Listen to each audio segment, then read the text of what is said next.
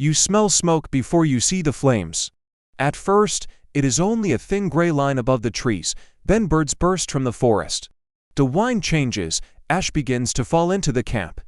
And somewhere beyond the ridge, the sound of burning wood becomes a low, continuous roar. There are no roads, no fire engines, no weather alert. So what happened when a wildfire reached an ancient camp? The first answer is simple. People had to leave. A shelter of branches and hide could not stop a fast-moving fire. A campfire could be controlled, a wildfire could not. But leaving was not as simple as running in any direction. Fire behavior depends on three things ancient people could observe even if they had no scientific names for them. Weather, fuel, and terrain. Wind pushes flame and sparks. Dry grass burns differently from wet forest. A steep slope can help heat rise into and burn vegetation above it. A narrow valley can trap smoke and funnel fire. The safest route could change in minutes. That meant survival began with attention. Long before flames reached the camp, there might be signs.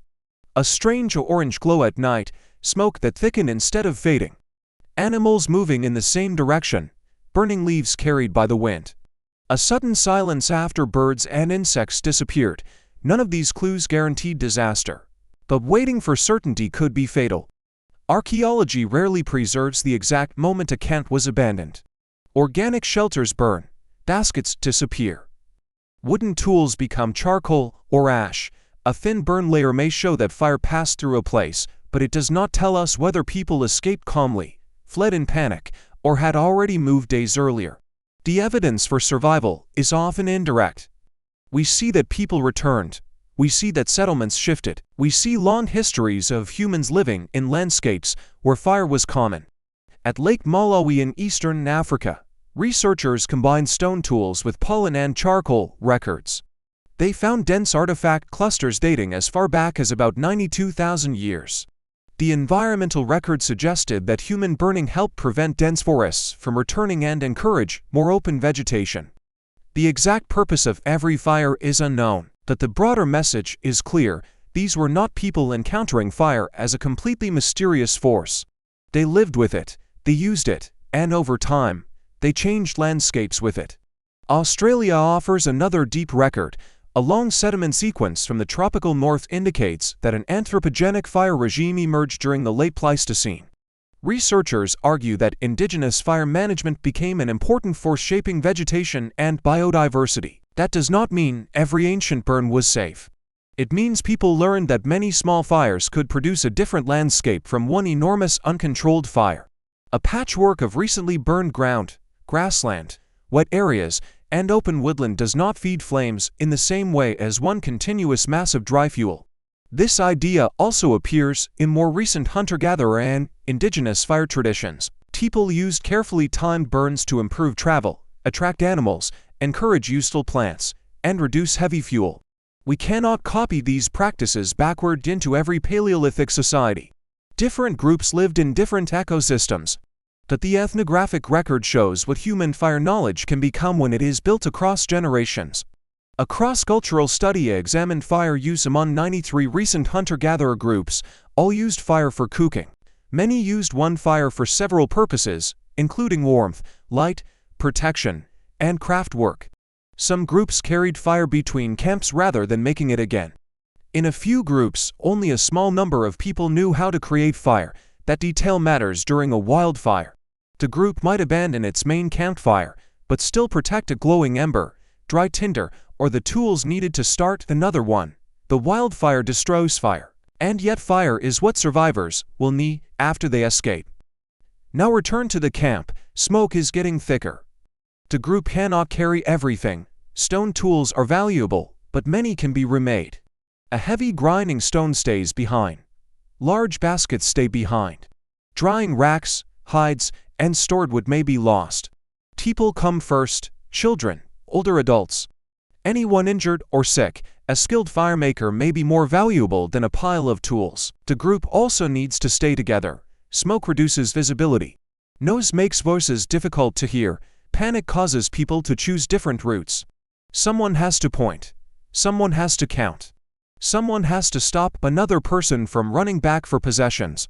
Where could they go? There was no universal safe direction.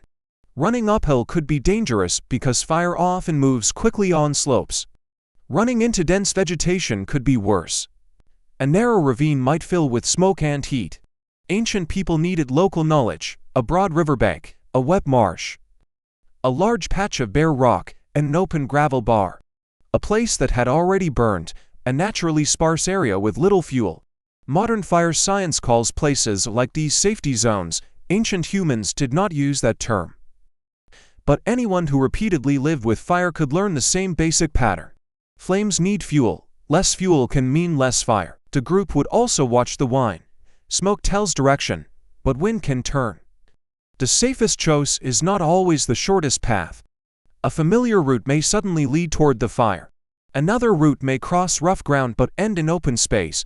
This is why landscape memory mattered. People who knew every stream, rock face, meadow, and old burned scar had more options than people moving through a known country. What if the fire reached the camp too quickly? Then survival became brutally uncertain. People might shelter behind rock or in a wide open area. They might press low where the air was slightly clearer. They might cover exposed skin with high. They might wait for the main front to pass. But no simple trick guarantees survival in extreme fire.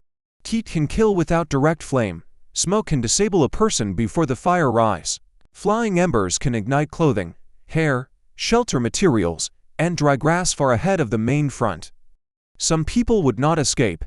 The archaeological record cannot turn every disaster into a successful story. Even after the flames passed, danger remained. Burns could become infected, smoke damaged lungs, water sources filled with ash. Stored food was gone, animals moved away.